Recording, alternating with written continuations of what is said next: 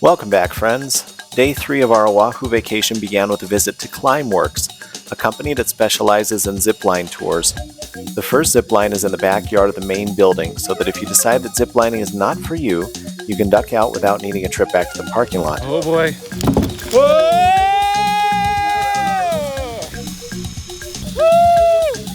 After the first bout of fear turns into the adrenaline rush, there is nothing stopping you from enjoying the rest of your excursion. And that is the big secret to ziplining. That first step off is scary, but after that you will have no problems.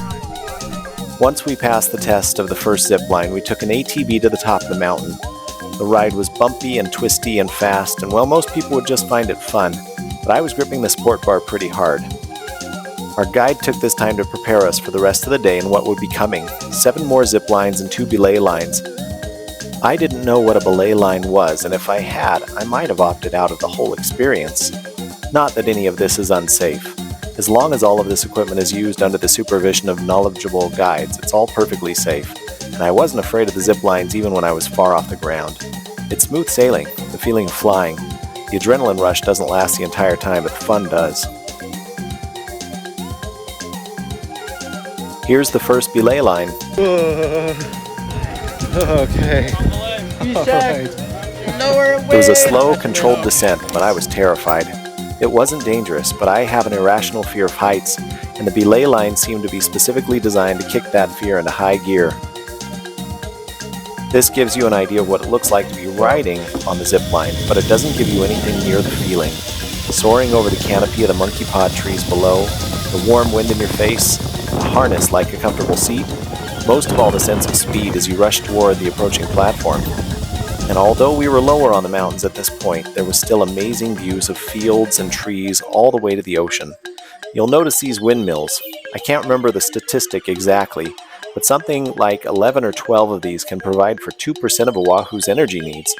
Hawaii has a goal of moving to completely renewable energy by 2040, all done by things like windmills and solar power, and entirely giving up on shipping in oil and coal to provide for their power needs. I think that's admirable. More stairs, more platforms, more zip lines, but we weren't complaining. By this time on the tour, I was starting to feel pretty cocky. Nothing can scare me. One of the design elements on the tour was suspension bridges that wobbled as you walked. It was extra difficult because I had a camera in one hand and could only use my left hand to help balance against the ropes, but we made it to the top somehow. Our guides were named Izzy, Zeke, and Cody. They were a lot of fun, but took safety seriously, double-checking each other's work constantly. I appreciated that. By now, I had mastered the art of these wobbly bridges. We walked past a stretch of ground with a sign telling us to watch for chameleons. We looked and looked, but couldn't see anything. These chameleons are good at their jobs. Womp womp. Sorry for the dad joke. By now, I had lost count of how many platforms and zip lines we had been through, and I was worried that the end of our tour was drawing nearer, so I made the most of my sightseeing.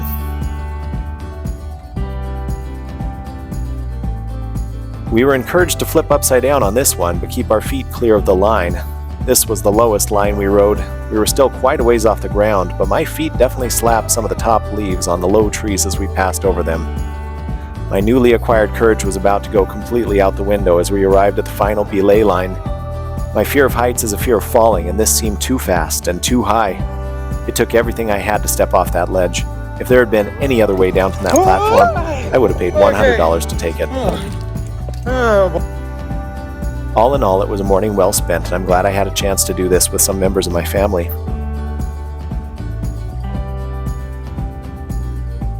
Next up is the Waimea Valley, which is a botanical garden tucked into a long valley with a small waterfall and swimming area at the end.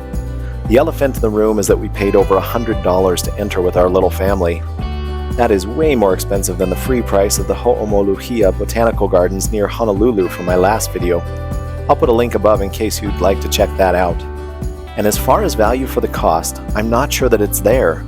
Sure, it's a beautiful park and the walk is sometimes breathtaking, but was it worth $100? If you have trouble walking or just don't feel like it, you can take a bus from the front of the park to the prize at the end, but they get you there too. Boarding the bus is $10 per person in each direction. So what will you experience in this park? Beautiful and exotic flowers and trees, a paved pathway with well-maintained side paths, and a calm and tranquil walk to experience these gems of nature. Some plants you can see anywhere on Oahu, like the monkey pod tree. Some seem to have leapt straight off the movie screens or out of some fantasy novel. I'm fairly certain this tree's roots sheltered some velociraptor eggs at one point or another. And I don't even know what this thing is. Some sort of spiny cactus that grows in humid tropical weather? As the waterfall came into view, the overall feeling was one of, well, disappointment.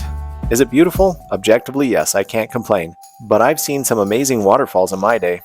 Multnomah Falls in Oregon, Burney Falls in Northern California, the Uluwaihi Falls, also known as the Secret Falls on Kauai. This was smaller than all of them. Swimming is free, or included in your entrance fee, I should say. A booth will provide you with a mandatory life jacket at no extra cost, and lifeguards are on duty and very attentive. They mostly ensure that everyone is wearing a life jacket and stays away from the overhanging rock wall. The water is deep enough that you can't see the bottom, and although there were a lot of people enjoying the water, we never felt crowded. Of interest, the water coming off the mountain is warmer than the water we swam in. So if you do choose to do this activity, be sure to swim over and feel the waterfall.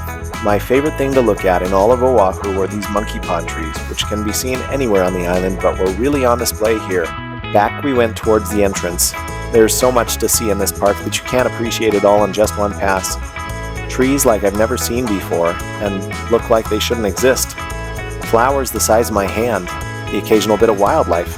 Hey buddy, thanks, but I already have car insurance. We tried keeping our minds on the plants but got distracted for several minutes by the antics of the geckos and other reptiles we saw. Some were obviously just avoiding us, and I get that. These two danced around for a few minutes. That tail thing is super cool. Darting in and darting away, and we couldn't interpret their behavior at all. Can anyone tell me what this was? A mating dance? Territorial grievances? My wife thinks I'm judging this park too harshly, and maybe I am. Swimming in the pool with the waterfall really was one of my kids' favorite activities, and everyone had a good time. Maybe I'm too stuck on the price. $25 a person is really not that bad for an activity in Hawaii. And I did pay over $200 per person for the zipline tour, so maybe I need to loosen the purse strings and check my attitude at the door. Maybe I was overloaded with exotic plants and trees and what botanical gardens have to offer, since we had visited another one only the day before. And I can't say it enough, this valley really is beautiful. I can see why so many geckos have made their home here. It's cool and green and well kept. It's an easy walk, and everything you see is magazine cover material. So do I recommend this place? Yes. It's not a whole day activity unless you are more than a casual looky-loo like me. If you have a real interest in beautiful and exotic plants, I think you could absolutely spend the entire day here. Just keep in mind that the only bathrooms are way up at the entrance to the park. Our last activity of the day was snorkeling at Shark's Cove at Pupukea. Entering the water is a little perilous. You won't find stairs with railings going down to the water anywhere in Hawaii, but there were slippery rocks on the way into the cove. We chose this spot because it is beginner friendly and most of our family has never snorkeled in the ocean. It's protected all around by rocks, so the waves don't really affect you at all. At first I was sad about how murky the water is and how the fish seemed few and far between. Then my kids told me I was on the wrong side of the rocks and there was better snorkeling over here. Suddenly the water was bluer and there were fish everywhere. So many fish! Schools of fish every which way you looked. No sharks, no giant sea turtles, no plants or prawn feeders or much color variation, or really any life on the bottom. But like I said, we chose this to introduce our family to snorkeling, and for that, it was great. Some of my family were able to completely lose track of time and swim all over, looking for the next school of fish or that little bit of color darting away. Others decided they'd rather sit on the beach and watch the water from a distance, and that is totally valid too. There's no wrong way to relax in Hawaii. I wore flippers because I've always worn flippers when snorkeling before, but if I went back to Shark's Cove, I'd trade out my flippers for water shoes. There were no waves to contend with, the fish were used to humans and only swam away if you hurried straight towards them, and there were several times I had to stand up on the sandy bottom to talk to members of my family. That's more than a little clumsy to do with flippers on your feet. Also, masks don't seal well over facial hair, so if you're like me and don't want to shave and show your baby face, get a pair of goggles and nose plugs. Otherwise, shave, or you'll get water up your nose and into your mask every time you put your face into the water. Snorkeling is without a doubt my favorite activity in Hawaii. With the salt water, you don't have to work so hard to stay afloat like you do in a lake or pool, so you just float around on the surface and let all that ocean life stream past your eyes. You get to see the fish in their own environment, swimming along, doing their thing, not in some fish tank where their choices are this corner or that one, or maybe inside the porcelain skull you bought for decoration. My only regret is not doing this more while we were on the island. I'd like to have gone snorkeling every single day, but there wasn't time. We had to keep our kids on the move and off their phones, and that meant that most of our moments were planned out. But we all enjoyed the water and getting to see the fishies under it. It's never a bad time when you get to take a relaxing dip in the ocean. We ended the day with a sunset over shave ice. I wish I had an ocean at home so I could have this view every night.